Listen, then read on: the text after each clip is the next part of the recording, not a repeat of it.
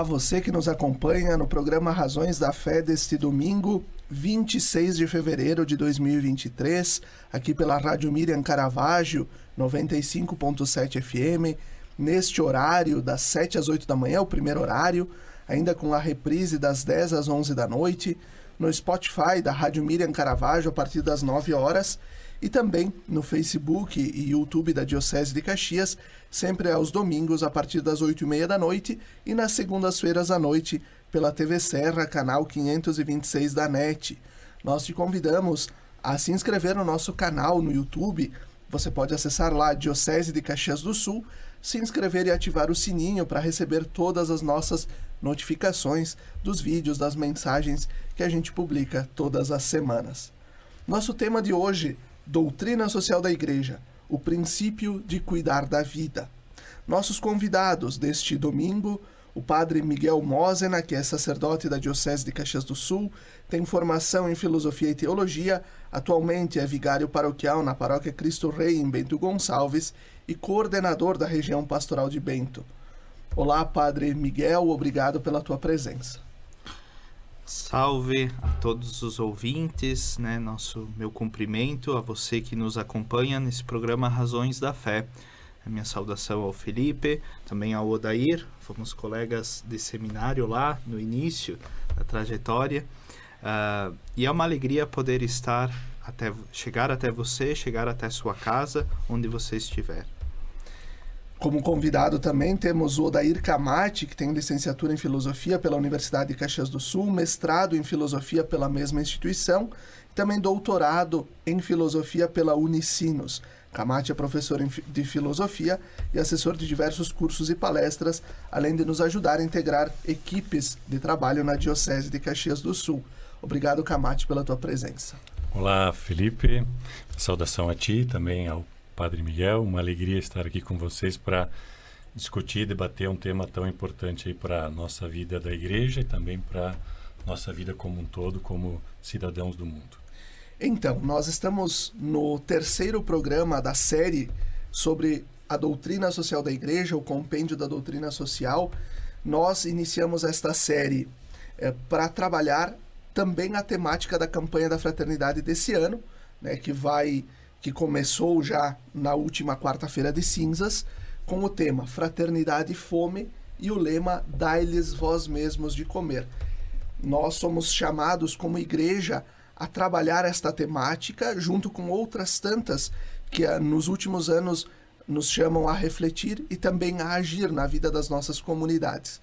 Neste ano, Fraternidade e Fome nos chama também como comunidades eclesiais missionárias a compreender o nosso papel diante da situação da fome e também como superar este desafio para a construção de uma sociedade onde impere a vida e o bem comum. E aí, a partir disso, eu encaminho a primeira pergunta ao Padre Miguel, porque hoje nós vamos tratar dos capítulos 4 e 5 do Compêndio da Doutrina Social da Igreja. Padre Miguel, quais são os princípios da doutrina social da Igreja? Bem, Felipe, para responder esta pergunta, eu inicio com São Paulo. Foi o grande apóstolo das nações e ele vai usar uma imagem para a Igreja que para nós motiva e também dá o fundamento ao que se espera e se compreende como sociedade. Claro, não só numa sociedade em que todos são cristãos, mas do modo geral. A São Paulo, na definição dele, a igreja é o corpo místico de Cristo. A ideia de corpo, corpus. Os princípios da doutrina social da igreja dão ao corpo a unidade e se refere também à realidade social no seu conjunto. Portanto, para que o corpo esteja sadio e não perca sua dignidade, possui alguns princípios, que são eles: o bem comum, a destinação universal dos bens, a subsidiariedade, a participação e a solidariedade, que ao longo também desse programa nós vamos debatendo sobre eles, sobre o que significa cada um deles. Mas estes são os princípios que norteiam a forma como compreendemos o corpo místico de Cristo e como ele vive no mundo que se tem. Perfeito, Padre Miguel. E um dos subsídios que nos ajudam também a interpretar e também trazer, numa linguagem um pouco também mais simples, o próprio compêndio da doutrina social da Igreja, é o DOCAT, que é um livro que foi feito pela mesma organização que construiu o IUCAT, que é o Catecismo Jovem. Este é o DOCAT, que então é a doutrina social para a juventude. Então, DOCAT Brasil, como agir. Odair, como esses 4 princípios da doutrina social da Igreja se articulam entre si e por que nós, enquanto cristãos e cidadãos, devemos agir com esses princípios? Bom, Felipe, quando nós falamos desses 4 princípios como fundamentais, como o Miguel estava dizendo, para nossa vivência enquanto cristãos, nós podemos também compreendê-los como fundamentais para a vivência de qualquer cidadão. Porque, por exemplo, quando nós falamos em solidariedade, não necessariamente a gente está falando da solidariedade daquela de que eu preciso abrir mão de algo que eu preciso para dar para outra pessoa. Mas solidariedade é entender que, como seres humanos, nós vivemos em sociedade. Se vivemos em sociedade, é porque nós dependemos uns dos outros, né? Para a gente entender é bem simples, né? Quando eu vou no mercado para comprar uma fruta, para comprar um legume ou para comprar uma massa, eu tenho lá o produto já pronto. Por quê? Alguém colocou lá, alguém levou até lá, alguém produziu e assim por diante. Então, solidariedade, que é um dos princípios aqui da doutrina social da Igreja, está dizendo para a gente assim, ó, vamos olhar para a nossa vivência enquanto seres humanos e perceber que nós dependemos uns dos outros, e essa dependência ela precisa nos levar a uma atitude, a uma abertura ao outro, no sentido também de compreender como essas relações se dão. Então, quando a gente vai olhar para a injustiça do mundo, nós não estamos só olhando a partir da injustiça em si mesma, né? Como alguém, por exemplo, está passando fome, mas a gente está olhando para todas as nossas relações e percebendo o quanto elas poderiam e deveriam ser melhores para que, no final das contas, aquele indivíduo tenha condições melhores de vida. Então, esses 4 princípios nos levam a construir, ou a pelo menos buscar, uma sociedade justa, em que todos os indivíduos tenham minimamente condições de viverem adequadamente as suas vidas. E aqui, isso quer dizer ter uma casa, ter um trabalho, ter o alimento, ter a sua dignidade estabelecida. Como cristãos, isso nos leva à necessidade de nós pensarmos como nós estamos construindo o reino de Deus aqui, né? A gente fala, bom, o reino de Deus precisa ser construído aqui na nossa vivência enquanto seres humanos. Então, como é que nós estamos construindo o reino de Deus passa também por esses princípios, né? O Padre Miguel falou do princípio do bem comum. O que é o bem comum? É aquilo que é comum, que não é só meu, não é só do Felipe, não é só do Miguel, não é só de você que está nos acompanhando, é nosso. Então, por exemplo, quando a gente fala em saúde ou quando a gente fala em educação, nós estamos falando em coisas que não são só minhas. Sou eu que acesso, por exemplo, o sistema de saúde, mas o sistema de saúde precisa funcionar para todos. Para todos e em conjunto, né? Então, esses princípios, no final das contas, nos garantem aquele princípio anterior que embasa também esse 4º capítulo da doutrina social, que é o princípio da dignidade humana. Esses princípios garantem que, por exemplo, o sujeito participe da política, que o sujeito tenha acesso aos bens que são necessários para a sua vida e que ele também viva não preso a nenhuma instituição. O princípio da subsidiariedade diz isso, olha, o indivíduo tem também o seu papel no mundo, né? Então, como a gente entende esse papel, nos ajuda também a vivermos melhor, não só como cristãos, mas também como cidadãos. Perfeito, Camati. E devolvo ao Padre Miguel, né? Nós estávamos falando agora da questão do bem comum. Como é que a gente pode viver ele na prática? O que ele quer, de fato, na prática dizer e como é que a gente pode colocar ele em prática também, Padre Miguel? Sim, geralmente, quando se fala em bem comum, como também o Dair comentava, se fala em bem comum a tentação, né, vamos usar termos teológicos aqui, a tentação é dizer, bom, bem comum, isso é coisa de prefeitura, né? Vamos terceirizar para a prefeitura, é preocupação dela.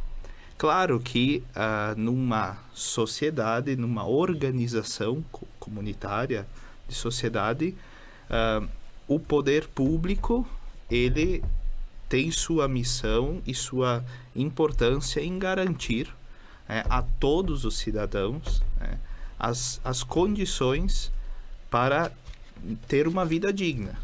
E isso quer dizer também não só sobre as questões da sua casa, mas sobre opções de lazer. Deve favorecer para que empresas, comércio, enfim, possa estar no lugar onde você vive. Isso é interessante, porque quando a gente fala em bem comum, já se acha que é problema dos outros, que é um problema, não uma solução, e que é dos outros, não faz parte da minha forma de agir.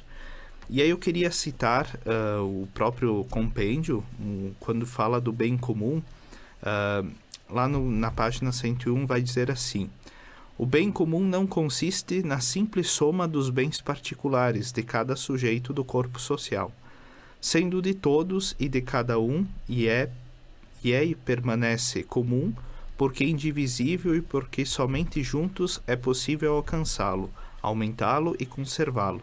Também em vista do futuro. Que futuro? Para o cristão se fala o reino de Deus, que, como o Odair dizia, já se começa aqui, é um sinal. Na teologia a gente tem uma expressão que é própria da escatologia, o reino de Deus se vive já, mas ainda não. E o bem comum faz parte desse já.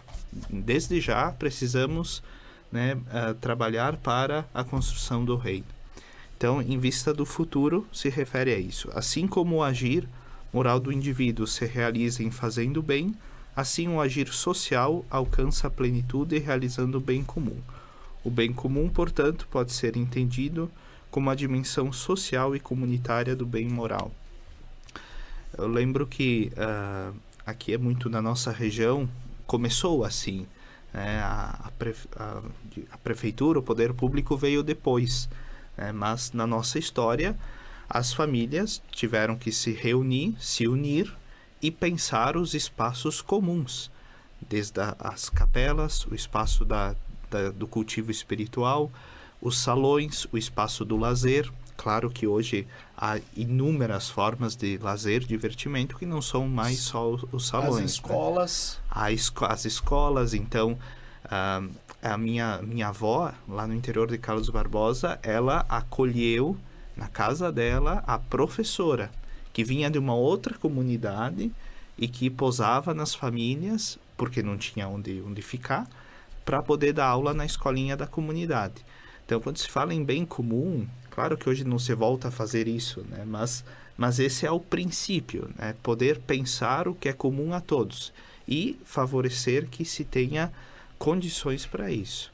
E por fim, eu cito um exemplo também, as praças, né? Todo mundo gosta de uma boa praça, seja para levar os filhos passear, brincar, ou tomar um chimarrão, ou enfim, ver as pessoas falecidas, não, perdão, também pessoas conhecidas, isso é importante dizer. As falecidas, elas vão para a igreja, que geralmente na praça tem uma igreja, né? Isso é legal, porque quando a gente cuida da praça, cuida do que é comum, um pouco a gente vai entendendo que o bem comum se dá no que é uma palavra muito própria do nosso tempo, no cuidado das coisas comuns. Exatamente, a gente também pode ver isso quando na própria cultura, né? Quando você promove atividades e a população, as pessoas ocupam os espaços públicos, você vê que você cria uma sensação de segurança, você permite uma organização social também da comunidade, né? E gira a economia, tudo acaba confluindo para o bem, né? Pelo menos na maioria das vezes.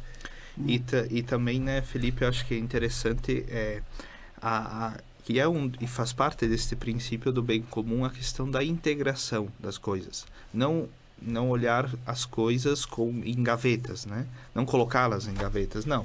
Quando você cuida da praça, você está cuidando do seu bem-estar, da criação. Isso pode estar gerando também uma economia, né? Para quem, às vezes, nós lá em Bento, na paróquia do Estou, tem a Praça das Rosas, então são muitas rosas.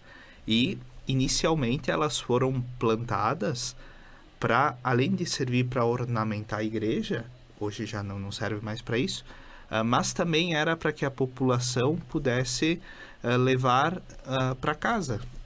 Claro, hoje se você faz isso, aí não vai sobrar rosas, né?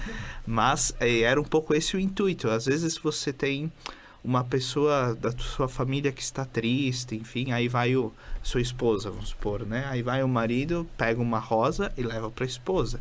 Então, a praça serve para ajudar a buscar o bem, o bem-estar, né? Na família também, que depois também é um dos assuntos da doutrina, né?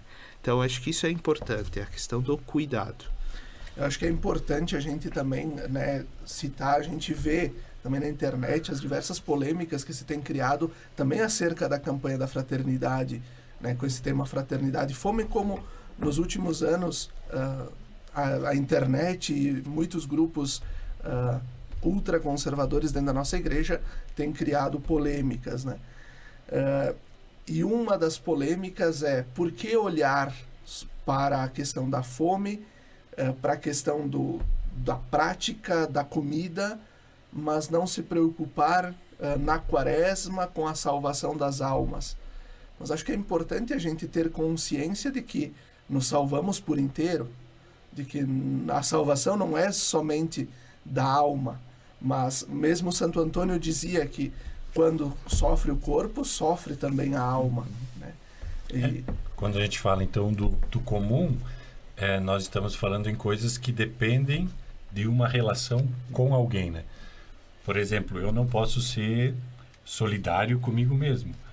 Eu posso cuidar de mim mesmo, mas eu sou solidário para o outro, com alguém, né? Então, quando a gente está falando desses princípios, a gente fala do comum, é alguma coisa que depende dessa relação. Então, se tem alguém passando fome, nós nos entendemos como vivendo numa comunidade em que as coisas também têm esse aspecto de cuidado comum, significa que, no final das contas, eu também tenho uma responsabilidade.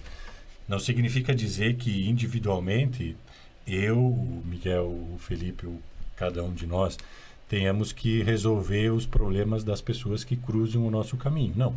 A gente tem o poder público, a gente tem as instâncias, tem as instituições. Então, se nós vivemos em sociedade e pensamos essa organização como um todo, então nós também temos a responsabilidade de dizer, olha, poder público aqui está falhando, a instituição X aqui deveria fazer isso, não está fazendo. Então, também faz parte da nossa responsabilidade esse tipo de cobrança, essa denúncia que a gente pode fazer daquilo que não está funcionando bem. Perfeito. E assim nós vamos concluindo o primeiro bloco do nosso programa Razões da Fé deste domingo, 26 de fevereiro. Fique conosco.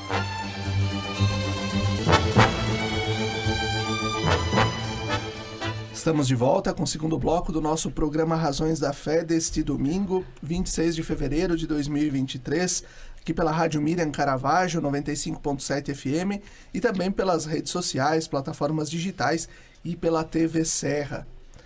Hoje o nosso tema, Doutrina Social da Igreja, o princípio de cuidar da vida.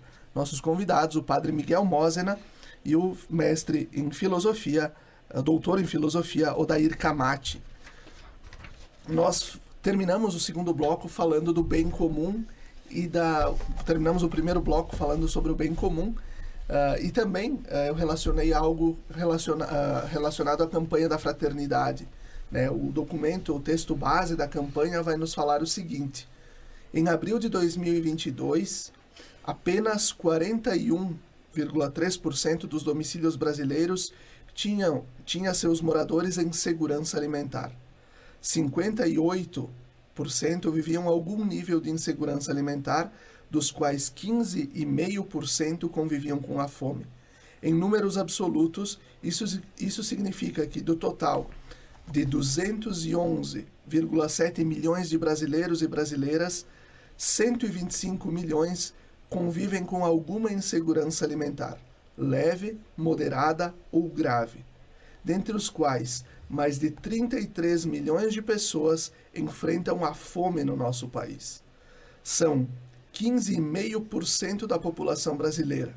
É como se todos os habitantes das 7 maiores capitais do Brasil, São Paulo, Rio de Janeiro, Brasília, Salvador, Fortaleza, Belo Horizonte e Manaus, ou se todos os peruanos passassem fome. Isso é um dado muito alarmante, né? E saber que nas nossas cidades nós temos, na Diocese de Caxias, né, aqui representados aqui estamos em Farroupilha, mas também nós de Caxias, Padre Miguel que trabalha em Bento, nós sabemos que tem muita gente dependendo da alimentação, muitas vezes que nossas paróquias, da generosidade dos nossos leigos e leigas, do nosso povo, e as famílias que recebem os alimentos da nossa igreja, né? Por isso, Odair, qual deve ser, segundo a doutrina social da igreja, a relação do cristão com os bens materiais e de consumo? Isso está diretamente relacionado a esses dados que são absolutamente alarmantes, né, Felipe, que tu estava trazendo para nós, né? Quando a gente olha para esses dados e não se escandaliza minimamente com esses dados, é porque, de fato, alguma coisa não vai bem com a gente e também com a nossa sociedade como um todo, né?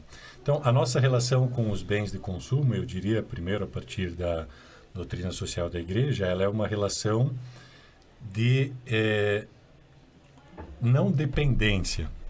Quer dizer, nós precisamos, obviamente, dos bens materiais e precisamos dos bens básicos, mas aqui a dependência no sentido de não nos tornarmos escravos desses bens materiais, né? Isso também é um risco que nós corremos e temos na nossa vida de buscarmos incessantemente uma satisfação a partir do uso e do consumo de bens materiais. Isso diretamente associado também à forma como nós cuidamos da natureza, né? Como que nós cuidamos da nossa casa comum, né? A gente vem, como mundo, ampliando cada vez mais essa discussão de como nós estamos cuidando também da nossa casa comum, como nós estamos cuidando da natureza, como nós nos relacionamos com a natureza. Então, a gente também precisa pensar num modelo de sociedade que seja economicamente viável, mas que também ela seja sustentável do ponto de vista ambiental, porque daí nós podemos garantir aquele mínimo para que cada pessoa viva bem enquanto um ser humano integral, né? Essa é a preocupação também da doutrina social da igreja, né? Não pensar só um aspecto, mas pensar o ser humano de forma integral. Então, que a gente possa garantir para todos esse mínimo, mas que também a gente possa garantir que as futuras gerações que estão vindo aí tenham também condições de viverem adequadamente a partir desse mundo que nós estamos construindo. Então, aqui entra também a questão da responsabilidade, não só com aquilo que nós temos hoje, né?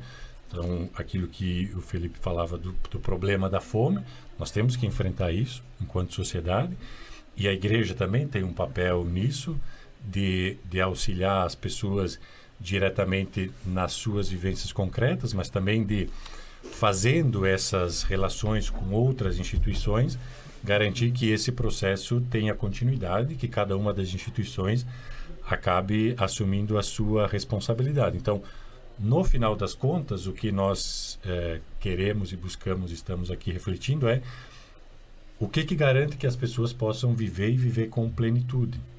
Não só do ponto de vista material, mas também ampliando aqui, já que nós estamos dentro de uma discussão eclesial, também do ponto de vista espiritual. Então, essas coisas, elas estão conectadas, a gente não tem como separar. Então, como é a nossa, ou como deveria ser, ou como nós podemos pensar a nossa relação com os bens materiais?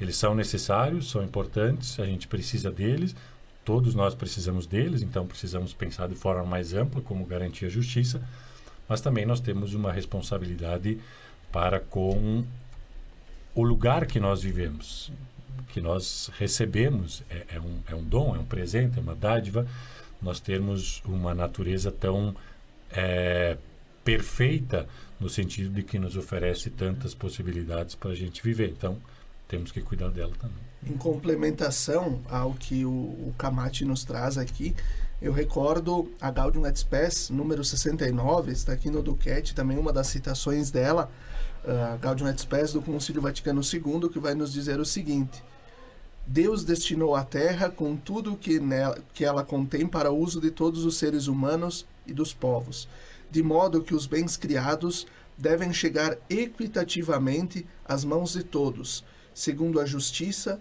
secundada pela caridade. Diante disso, minha pergunta ao Padre Miguel: quais são os passos para que a gente possa colocar em prática os princípios da solidariedade e da subsidiariedade? Creio que, Felipe, o primeiro passo é não fechar os olhos para essa realidade. Mas como a gente faz isso para não virar só uma frase de impacto, de efeito, enfim? É justamente procurar somar forças, né, com as instituições, seja a igreja, poder público, questão empresarial, todas as instituições, porque graças ao bom Deus hoje temos várias formas, várias ações, iniciativas, às vezes que nem são eclesiais, né, são da sociedade civil, para que essa realidade da fome, sobretudo, possa ser menos dramática, menos castigadora, digamos assim, para que as famílias pelo menos tenham o básico que o corpo necessita. O corpo é templo de Deus para nós cristãos, para ser digno. Eu estava pesquisando a cesta básica das capitais do país. A segunda cesta básica mais cara do país é a de Porto Alegre, só perde para São Paulo. São R$ 781 hoje, de dezembro do ano passado. Isso significa que um quadro hipotético de uma família, né, com um pai, uma mãe, 2 filhos pequenos, só o pai trabalha, ou só a mãe, o outro está desempregado. Se você vai gastar esses R$ 780 para comida, imagine do salário mínimo, né? Ou até que fosse um salário e meio, né? Que a pessoa ganha até R$ 1.500, R$ 1.700. Como é que ela vai conseguir fazer o resto? Pagar suas contas, cuidar dos filhos.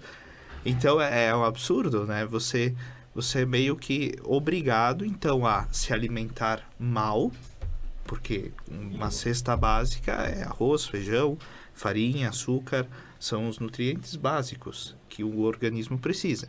Então você vai ter que optar em gastar menos na comida para poder dar a volta em outras coisas, né? E aí como é que fica, né? Então é uma questão muito, muito assim prática, e às vezes critico até mesmo a igreja, tudo bem, na questão, porque a igreja é muito assistencialista. Mas se alguém bate na porta da tua casa, né, com essa realidade, você fecha os olhos? Como dizíamos no início, é sinal que alguma coisa vai mal, como sociedade como um todo, se nós fechamos os olhos para isso. E então, creio como nós podemos ajudar, é somar forças. Como o Dair dizia no primeiro bloco, não significa que toda pessoa que eu encontrar na rua, eu tenha que todas elas ir atrás, ver se está tudo bem e tal. Não, é poder ajudar nas formas, as instituições, os meios que nós temos para que esta solução chegue. E ajudar também as entidades, as instituições da própria sociedade civil organizada a perceberem que é importante que se dê oportunidade a todos também, e vínhamos falando antes do início do programa também, ajudar as pessoas também a se perceberem como capazes de desenvolver um trabalho, de se colocar no mercado de trabalho, de buscar a qualificação. Porque falávamos também antes, é degradante, é humilhante para muita gente que vai nas nossas paróquias e também nas outras instituições da sociedade buscar cesta básica, né? É humilhante ficar numa fila, embaixo do sol, embaixo de chuva, para pegar uma cesta básica, né? Eu vinha pesquisando agora, quando o Padre Miguel trouxe os dados da cesta básica nas capitais, pegando os dados de Caxias. A cesta básica em Caxias custa R$ 1.200. Nossa, é melhor ainda. O salário mínimo. Sim. Gente. Então, para vermos que o negócio não é fácil, né? Que a situação está complicada. A demanda nas paróquias, trago um pouco, também partilho a realidade nossa lá de Bento, a demanda das paróquias é majoritariamente por comida, nem tanto roupa ou outras coisas, mas a comida. Então, são mais de 800 cestas básicas mensalmente distribuídas nos 3 serviços de caridade que as 3 paróquias têm da cidade. Mas, por vezes, isso não dá conta. Não supre. Não supre. Então, algo que a gente também falava das parcerias, né? Algo que a gente começou ano passado, esse processo, e agora a tendência, a ideia é continuar, essa parceria com a Câmara de Indústria e Comércio, por exemplo, da cidade, no programa de qualificação. Não é a igreja que vai qualificar, até não temos perna para isso, como se diz hoje, mas em parceria com a SIC, nós indicamos, né, e eles, né, justamente recebem os cadastros de pessoas que às vezes não conseguem um emprego, não porque não tem vontade, não porque tem dificuldade de locomoção, coisa assim, às vezes também por essas coisas, mas porque não tem qualificação, o estudo, né? Vindo para cá, para os estúdios da Miriam, eu estava ouvindo uma entrevista na rádio, uma análise, enfim, que se falava da questão da educação, que é outro assunto também que faz parte do ensino social da igreja. Se nós temos uma boa educação, no sentido de, às vezes tem pessoas que não conseguem, que estão sustentando uma família, né? Que não sabem mal e mal ler e escrever, né? E são pais de família, estão ali todo dia, pais, mães, né? Como se diz, botando a cara à sorte, né? Para conseguir sustentar os seus filhos e que não sabem ler e escrever, fazer contas, coisas básicas, né? Que a gente aprende. Então, são realidades que não nos devem tirar a esperança e desistir do princípio anterior que fundamenta os 4 princípios da doutrina social, que é o princípio da dignidade. Se nós ajudamos, é para que todos tenham dignidade de vida, né? De vida. E talvez alguém que esteja nos acompanhando tá se perguntando assim, bom, mas por que nós, enquanto cristãos católicos, precisamos discutir isso, né? Uhum. É exatamente isso o intuito do ensino social da igreja, é mostrar para a gente que enquanto a igreja está no mundo e nós estamos no mundo, vivendo as relações de trabalho, vivendo as relações, enfim, de todos os espaços que nós estamos inseridos, como é que nós, enquanto indivíduos, e nós também, enquanto igreja, podemos pensar essas questões e oferecer, ainda que não de forma completa, porque, como a gente conversava, isso está vinculado a uma série de outras instituições e ao poder público, como é que nós podemos pensar essas questões em conjunto? Exatamente. Acho que aqui cabe também um dado, né? Nós realizamos durante o mês de janeiro, início de fevereiro, enquanto diocese, também um levantamento para saber como vai a realidade desse serviço de caridade voltado à coleta e à distribuição de alimentos às famílias carentes na diocese, né? E nós tivemos um bom retorno das nossas paróquias e nós, em 2022, nós arrecadamos 302 toneladas de alimentos em todas as nossas paróquias. Isso é muito. E isso, né, se reverberou em 26 mil cestas básicas, mais ou menos. Né? Um pouco mais de 26 mil cestas básicas.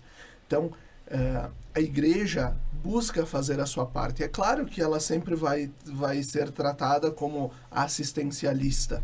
Obviamente, nós vamos ser tratados como assistencialistas, mas se a igreja não faz a sua parte, muitas vezes o poder público não consegue suprir todas as necessidades. Nós teríamos muito mais gente passando fome e precisando recorrer aos serviços de saúde, e isso acaba se tornando sempre uma bola de neve, né? Assim nós vamos concluindo o segundo bloco do nosso programa Razões da Fé deste domingo, 26 de fevereiro. Fique conosco.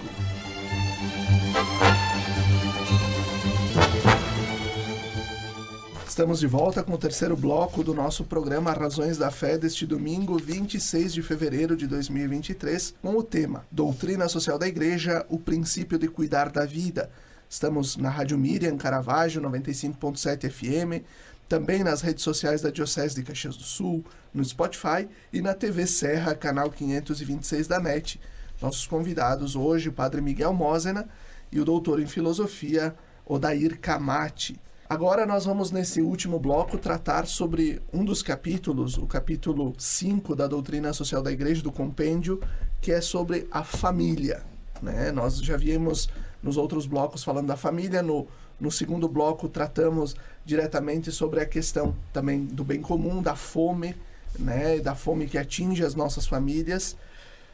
E agora a pergunta ao Padre Miguel. Padre Miguel, o que a família faz pela sociedade e também onde a família está no contexto da doutrina social da Igreja? Bom, pensando a ideia paulina da Igreja como o corpo místico de Cristo, as famílias,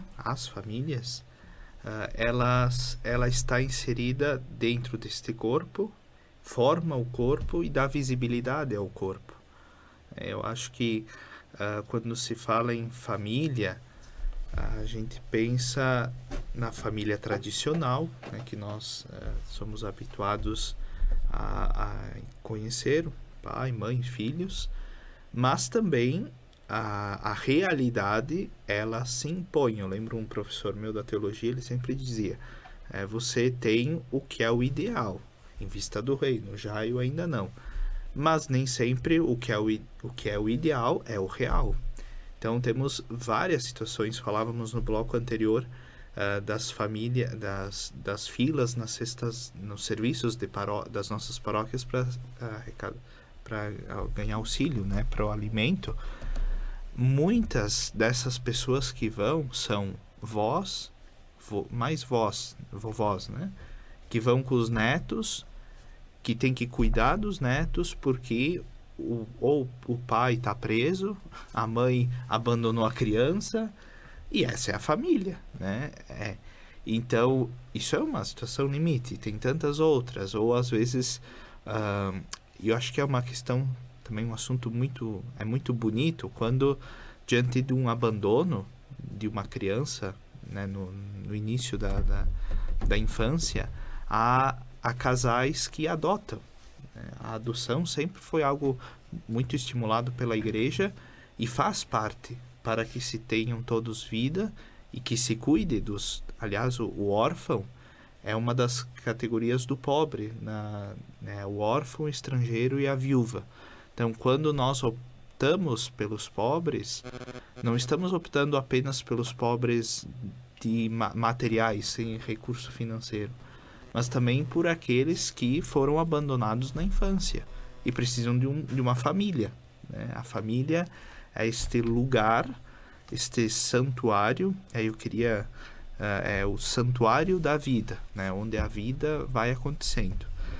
Eu queria só, para concluir essa pergunta, citar o próprio documento da Doutrina Social da Igreja, no número 231, quando fala assim: a família fundada no matrimônio é deveras o santuário da vida, o lugar onde a vida de Deus pode ser convenientemente acolhida e protegida contra os múltiplos ataques a que está exposta, e pode desenvolver-se segundo as exigências de um crescimento humano autêntico.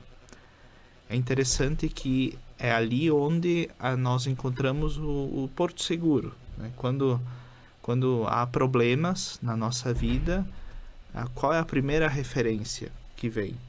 Você não vai procurar o vizinho, até mesmo o padre ou o professor, Não, primeiro você vai na família. Depois sim, aí você vai pro professor, pro padre, pro vizinho, pra conhecida, conhecido, pro amigo, amiga. Também recordo com estima um amigo padre meu, mais experiente, ele dizia: Padre Miguel, quando você tá mal, tem um problema na paróquia, enfim, vai para casa, visita os pais, convive com eles. Tem uma música, né? Aproveitar enquanto... Não, trem-bala, se não me engano. Isso. Que aproveitar enquanto... Sorria enquanto os seus pais estiverem por aqui, né?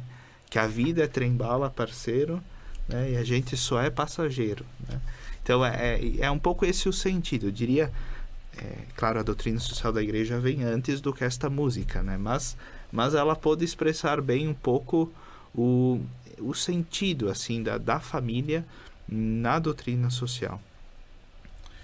Perfeito, Padre Miguel. E a partir disso, nós estamos vivendo também um contexto de transformações e de mudanças, né?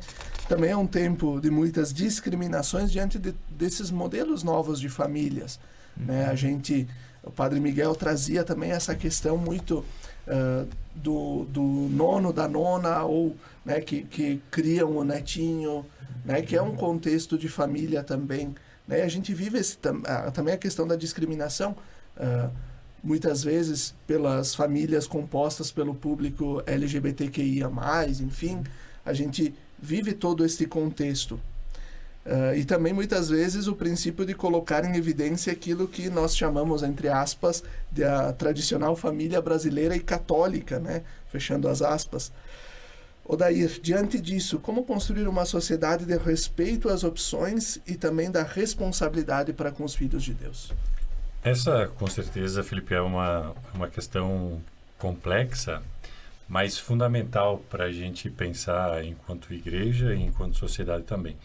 Eu acho que para chegar na resposta mais direta e objetiva a essa pergunta, a gente tem que dar uma olhadinha, aquilo que o Padre Miguel estava fazendo, sobre o que nós entendemos por família, né? O ensino social da igreja diz que a família é a célula primeira de qualquer organização social. Então, se ela é a célula primeira, e nós falamos que, no final das contas, estamos tentando construir uma sociedade justa, a justiça começa no seio familiar. E se nós dissermos também que o principal objetivo de todas essas reflexões é garantir a dignidade humana, nós temos que garantir a dignidade humana já e, em primeiro lugar, no seio familiar. Então, a família, ela é esse primeiro espaço de socialização. Para a gente entender isso, basta a gente fazer aqui um exercício de imaginação de se, por exemplo, nós pegássemos um bebezinho pequeno e tirássemos ele do seio familiar e colocássemos, sei lá, em outras condições, com outros animais. Esse bebezinho aqui não se constituiria enquanto um ser humano. Porque nós só nos constituímos como seres humanos a partir do convívio com os seres humanos. Nós aprendemos a falar, nós aprendemos a caminhar, nós aprendemos a comer, nós aprendemos a nos vestir dentro desse ambiente familiar. É isso que uma família precisa garantir. E isso não necessariamente implica em dizer que nós precisemos de um único modelo de família para garantir isso. E é isso que nós temos passado nos últimos tempos, né? A gente tem experimentado e vivenciado uma mudança na estrutura familiar. Nós podemos ter duas atitudes aqui. Fechar os olhos e não, vamos continuar com aquele modelo que nós temos. Ou nós podemos, pelo menos, abrir os olhos e tentar compreender quais são esses novos modelos, quais são as dificuldades que podem surgir desses novos modelos e o que nós podemos também aprender com esses novos modelos de família. Então, essa atitude mínima de uma abertura para compreender já é um passo gigantesco que nós precisamos não só enquanto igreja, mas eu acho que principalmente enquanto igreja, porque nós temos uma certa dificuldade, resistência para fazer esse tipo de abertura, esse tipo de compreensão, para que ao compreender a gente possa aprender e poder também auxiliar essas novas estruturas familiares. É como se a gente dissesse assim, por exemplo, o meu modelo de carro é X e tem a cor azul. Quando eu vejo um outro modelo de carro que não tem a cor azul, eu posso negar que aquilo é um carro. Mas o erro não está no carro não ser azul e não ser do modelo que eu pretendo ser o ideal. O que eu tenho que fazer é pelo menos tentar compreender esse modelo e ver as possibilidades que ele pode me dar, talvez as dificuldades que ele possa trazer e assim por diante. Então, eu acho que essa atitude de abertura e de buscar compreender é o primeiro passo para que a gente possa manter essa experiência de família como a constituidora do ser humano e o espaço de amor, o espaço das relações. É o espaço em que, como o Padre Miguel dizia, é o espaço em que nós somos genuinamente nós mesmos. A gente se sente à vontade, né? com quem constitui para nós a família, né? Acho que é interessante isso, porque se as pessoas, as famílias, não se sentem à vontade, ou seja, não se sentem bem, como são na comunidade cristã, também é um problema de preconceito. E aí fere as relações de justiça, que falávamos no princípio da dignidade. Então, eu acho que isso também se vê muito na vivência da comunidade, na vida da comunidade. Há um exemplo, né? Precisamos de cantores. Um exemplo. Tem um grupo que se oferece. Mas aquele ali tem essa família assim. Então não presta. Não. É algo que fere o corpo místico de Cristo, né? Então é muito interessante isso, assim, que as famílias se sintam à vontade na comunidade, né, de fé. Porque se a gente diz que a família é essa primeira célula, depois essa família vai se juntar com outras famílias para formar esse corpo, né? Então precisa minimamente que esse corpo também esteja ajustado. E esse ajuste passa pela compreensão, passa pelo olhar caridoso para com o outro. Isso não significa, naturalmente, que nós tenhamos que aceitar tudo. Claro. Nós podemos, nesse olhar e nessa compreensão, buscar algumas coisas que tenham que ser basilares, né? Como o amor, como o respeito, como a dignidade e assim por diante. Então, esses valores é que vão, digamos, nortear também o nosso olhar e o nosso cuidado com as famílias. E aqui eu trago uma citação da Laudato Si, do Papa Francisco, da encíclica Laudato Si do Papa Francisco, no número 213, a família como o lugar da formação integral. Na família cultivam-se os primeiros hábitos de amor e cuidado da vida, como, por exemplo, o uso correto das coisas, a ordem e a limpeza, o respeito pelo ecossistema local e a proteção de todas as criaturas. A família é o lugar da formação integral, onde se desenvolvem os distintos aspectos intimamente relacionados entre si, do amadurecimento pessoal. Na família, aprende-se a pedir licença, sem servilismo, a dizer obrigado como expressão de uma sentida avaliação das coisas que recebemos, a dominar a agressividade ou a ganância e a pedir desculpas quando fazemos algo de mal. Esses pequenos gestos de sincera cortesia ajudam a construir uma cultura da vida compartilhada e do respeito pelo que nos rodeia. É isso que também o Camati vinha, né, nos trouxe e que acaba, né, na encíclica Laudato Si, o Papa Francisco acaba abordando. E assim nós vamos para a última pergunta deste nosso programa, já para concluir o Razões da Fé deste domingo. Padre Miguel, por que a Igreja defende a família? E o que o Estado e a sociedade, como um todo, precisam fazer pela instituição família? Eu diria, Felipe, porque elas compõem o corpo místico de Cristo. Elas compõem este grande corpo que é visível na sociedade que se fez, que se faz, que se organiza, que se pensa e que se promove. A família, ela passa sempre por transformações, mas sempre é o porto seguro, onde a gente vai ter a referência para as coisas. Uma observação também, eu acho que isso é interessante para concluir. Nós passamos por uma pandemia, e também é uma expressão da comunidade eclesial. Vem muito na paróquia a realidade de famílias tradicionais, famílias estas não, entre aspas, tradicionais, que durante a pandemia precisaram conviver muito, o que talvez antes não sobrava tempo, devido às agitações do dia a dia. E podemos perceber ao menos duas posturas, dois efeitos, né? Mais do que posturas.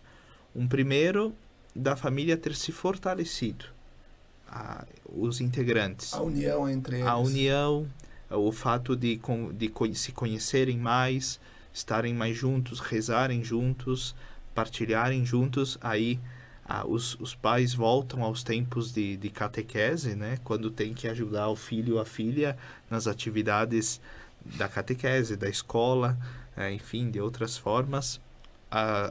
O marido e a mulher, os pais, têm que se entender para criar espaços de trabalho dentro de casa, né, e conviver com isso. Isso foi mudando. E algumas coisas vieram para ficar. Por outro lado, também é um dado que no Brasil cresceu também os divórcios. Curioso? Se por um lado ajudou a fortalecer, por outro também ajudou a separar, né? Claro, muita convivência, você vai conhecendo as virtudes e os limites que talvez até então você não via. E isso acabou gerando também separações, infelizmente. Então, por isso que eu concluo, né, dizendo que a família ideal, né, ela existe no reino de Deus. Mas o reino, essa dinâmica do Jai ainda não, né? Ele não vem plenamente. Então, que possamos, e eu acho que é dever de todos nós, cuidar das famílias como elas são. Não antecipar as coisas, mas também não perder de vista onde se quer chegar como cristãos. Perfeito, Padre Miguel. Muito obrigado pela tua presença. Obrigado, Odair Camati, por estar conosco nesse debate. Obrigado ao Paulinho da técnica da Rádio Miriam, ao Emanuel Rodrigues, que nos ajuda também na gravação deste podcast em vídeo. Fiquem bem, até o próximo domingo.